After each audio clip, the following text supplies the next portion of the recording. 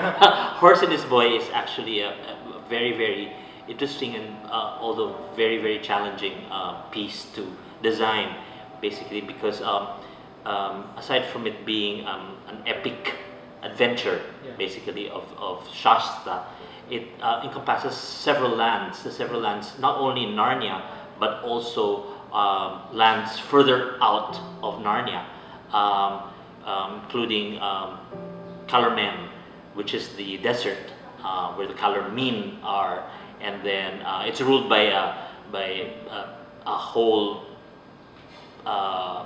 caliphs, and it's very interesting because there's different peoples, and then within the version Trumpet's Horse and His Boy, we've had to take in consideration 4 battles.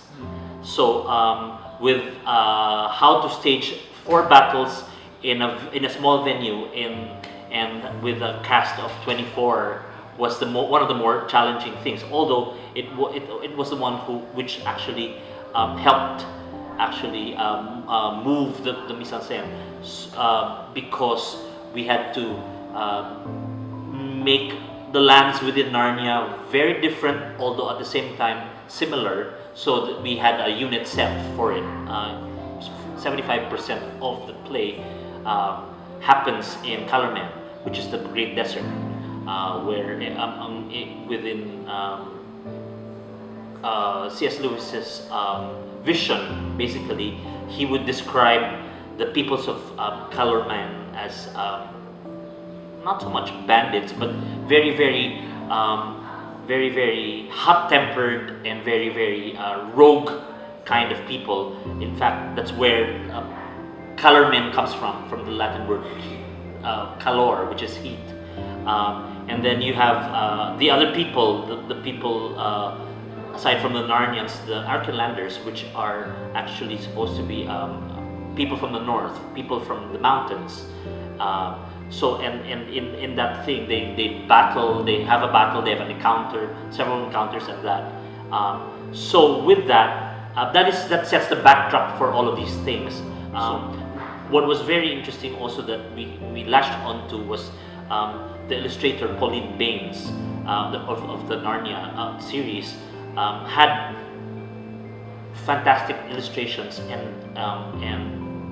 that's basically where we sort of based or jumped off. As a jumping off point for all the designs from that.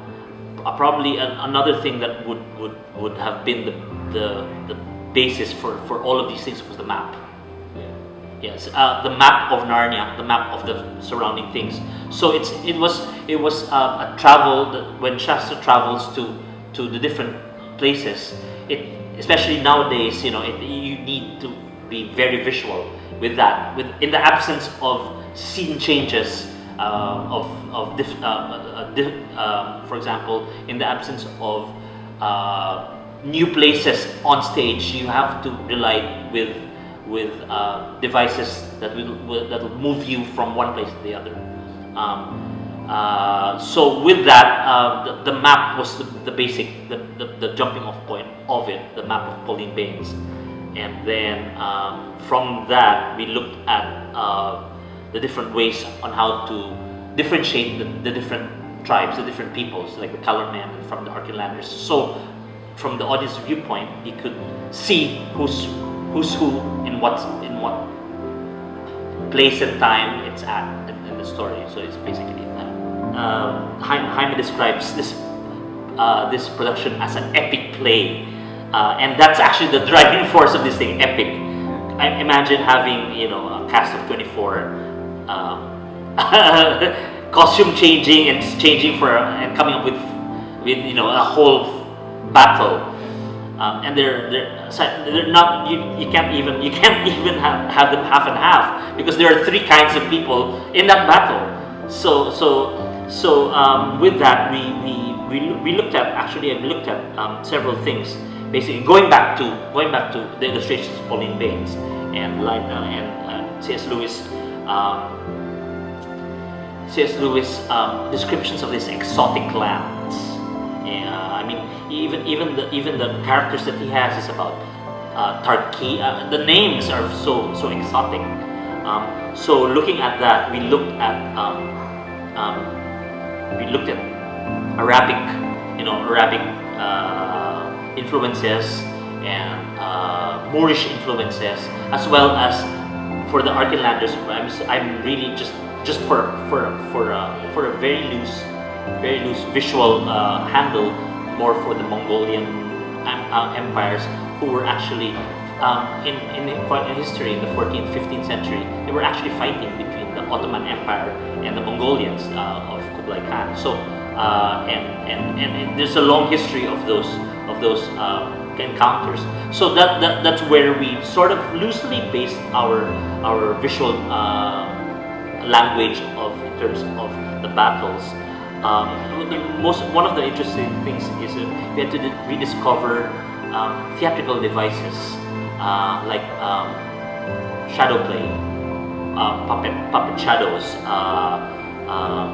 We looked at, interesting enough, there is when I was researching on the Ottoman Empire and all the Turkish culture, there is actually a shadow puppet, a Turkish shadow puppet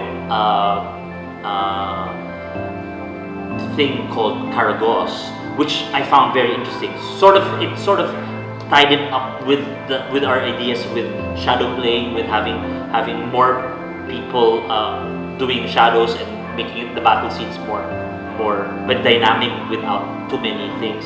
And interesting enough, also the Chinese have their own set of shadow playing. So it's a lot of puppetry, a lot of revisiting all these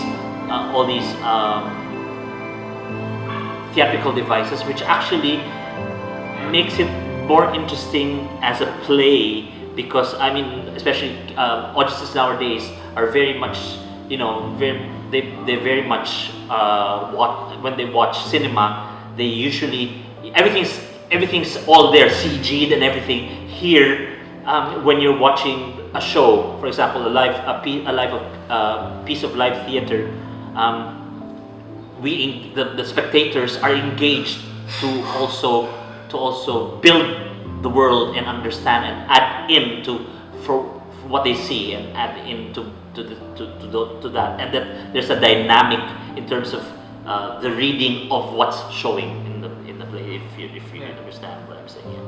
Yeah. Hi, this is Mio Infante, and I'm the scenographer of Horse and His Boy. I'd like to invite you to watch Horse and His Boy at the Morocco Theatre, and we open on the 6th of November this year. To Narnia and the North.